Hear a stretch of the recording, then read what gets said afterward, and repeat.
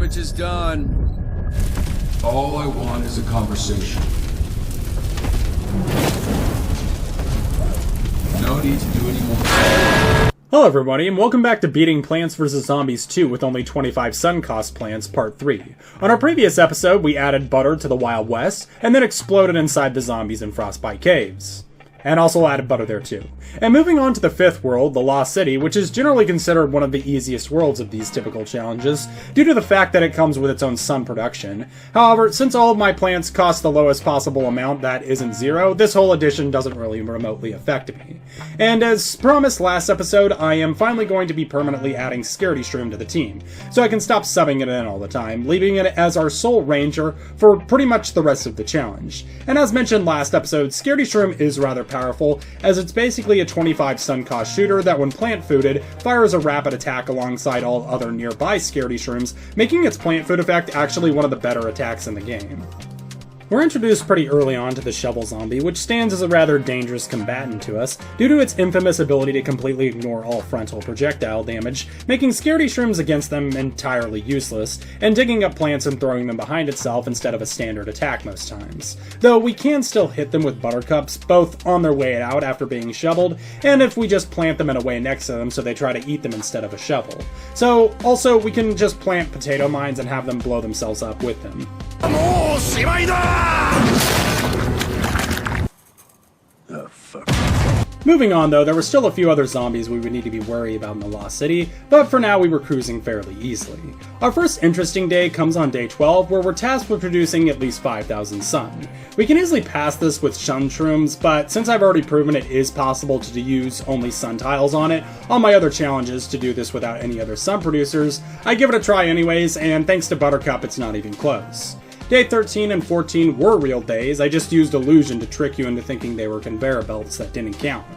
Day 15 was protect two Akis at the top and bottom lanes respectively, but since Akis are competent at taking out shovel zombies, we had no problems just popping buttercups in front of them. Day 16 totally wasn't the ultimate battle wave day and I skipped it, completely totally ruining this challenge.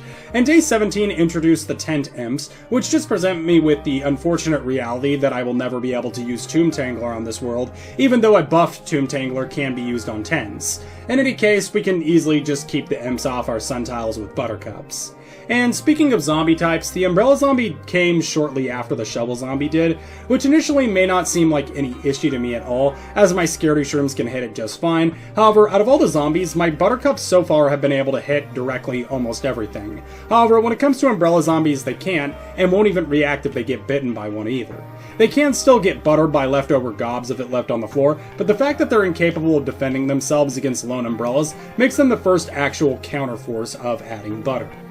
Day 22 is a pre-picked plants wave, so naturally it doesn't count, but Sunshroom was on the roster, and it was one of the trap missions, and as you might have guessed, yes, it's completely doable using only Sunshroom to activate the traps. Day 23 was a don't let the zombies trample the flowers, and it got kind of close towards the end, but not really anything too significant, just due to how powerful Scaredy Shroom's plant food ability was. This was why I was kind of dragging my feet fully adding it to the team, as it's just a really powerful plant all around. I may ban using its plant food ability later on just to keep it competitive, the same way as I usually ban sun producers, because right now I'm really not facing all too much difficulty when I use it consistently.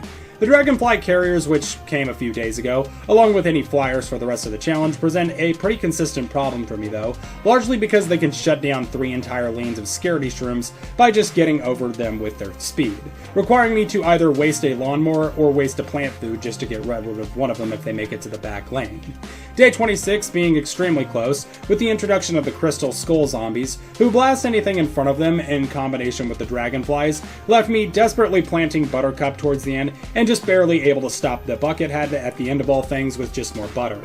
Looking back, I think it may have been real butter. Your husband murdered 3 children. Day 28, it was another trap day, just like the shotgun door trap I set up behind me for no specific reason.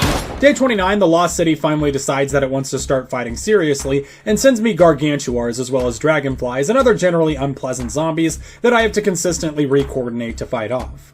I won this the first time again, but hey, it was a fair bit close this time around. Day 30 was don't plant on the mold colonies, and this was the most difficult day of the Lost City. However though, the Lost City was rather easy overall, with me able to first try almost the entire world, and even on this day only having failed twice before coming up with the solution the third time around. I was struggling because the dragonflies kept overtaking me and setting off my lawnmowers, with no way of getting behind them. We make it past by more quickly spamming scaredy shrooms early on, and eventually we finally got through it. And with day 31 being a pre-picked plants mission and day 32 being to fire a torpedo into the boat of Unsinkable Sam, we were done with the Lost City.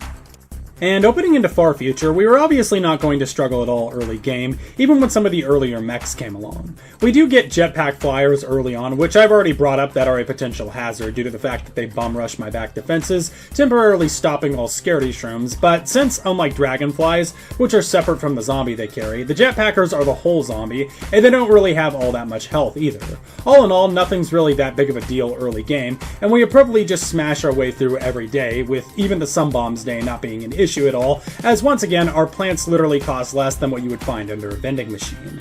Day 5 is where I introduce my really only one-time plant, the EMP, which really only has one use that I know of, and that's to temporarily deactivate electronics that zombies have.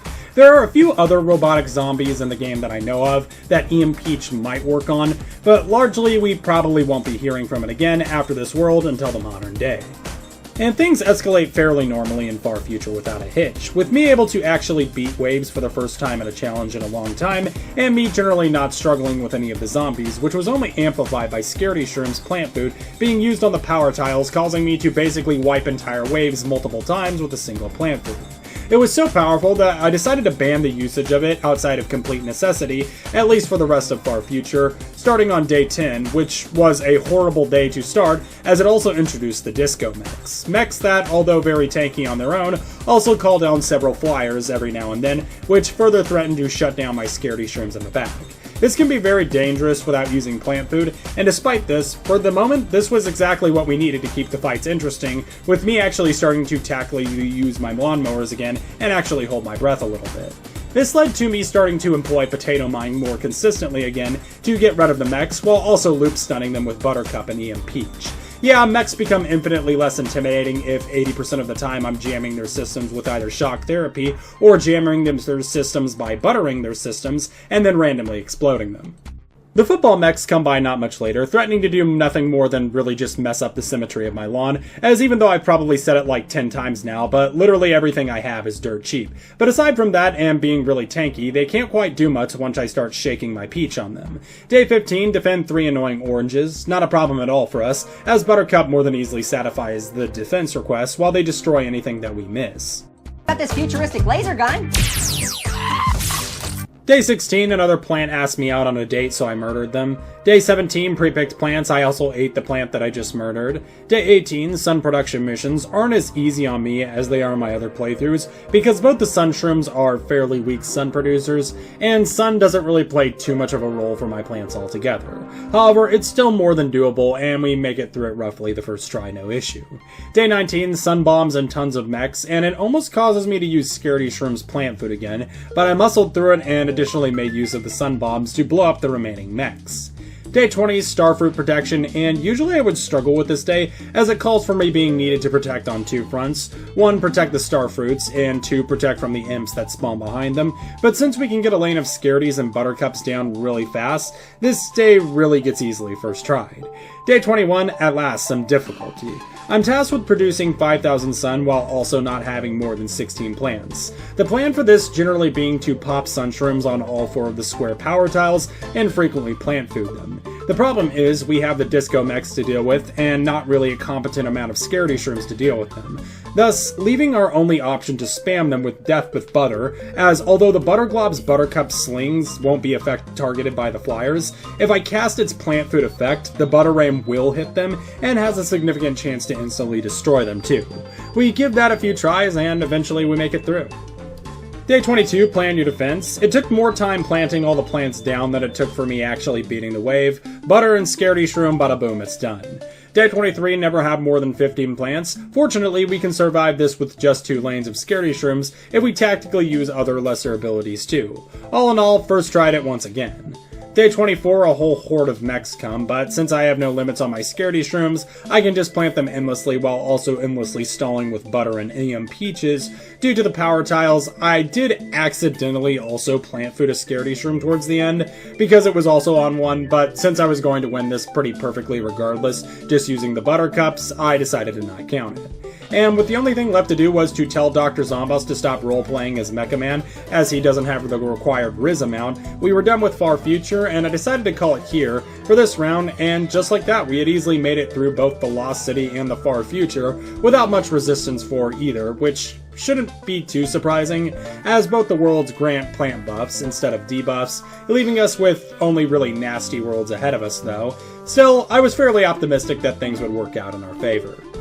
But if you enjoyed this video and you want to see more like it, please leave me a comment down below letting me know your thoughts, as well as what you'd like to see next, both Plants vs. Zombies and otherwise. And if you're new here, please consider subscribing, as among my channels, I upload new long-form content every week, as well as new shorts every other day encapsulating variety content, including challenges, guides, memes, audience participation, playthroughs, and even theories. Also, join the Discord with the link in the description, as well as the pinned comment to become part of the show. But with all that being said, thank you all again so much for watching, and big thank you to my channel and Patreon members, and I will see you all next time.